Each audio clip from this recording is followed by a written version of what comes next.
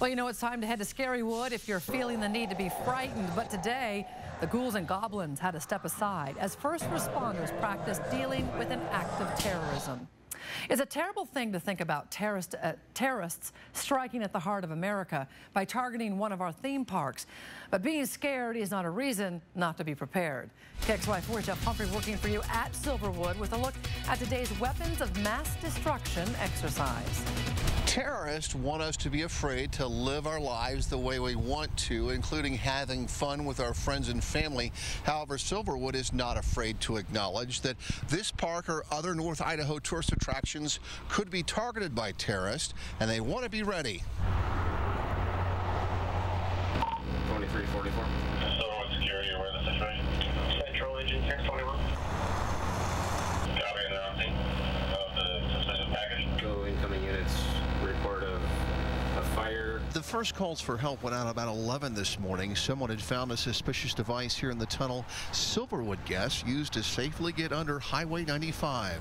We've had 2 people collapse with what appeared to be heart attacks, and they were doing CPR, and then other folks around those victims started to act strange. The growing number of patients and the fact that tunnel was tarped off with something that resembled an anarchy symbol prompted a large response from fire and EMS. There were no victims in there. It was just a fire.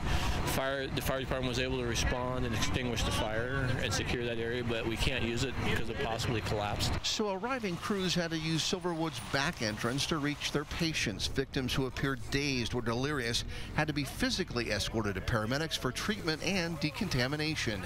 And all of that happening without damaging evidence in a crime scene. And the biggest thing is to bring everybody together, train for this event in case it ever happens. You know, you work together on communications, you put faces to names, and you actually go out and work with each other in a simulated situation. And surprisingly, Silverwood welcomed the exercise, a chance to practice taking care of its guests and employees. Well, and if we can be a venue to help the emergency response teams respond, I think we're happy to do that, and it only helps us in the event of a real incident. And so because of today's rather elaborate drill, the next time that you visit Silverwood, you are likely to be more safe. And that's good news because Scarywood starts up again on Thursday night. Reporting in North Idaho, Jeff Humphrey, KXLY 4.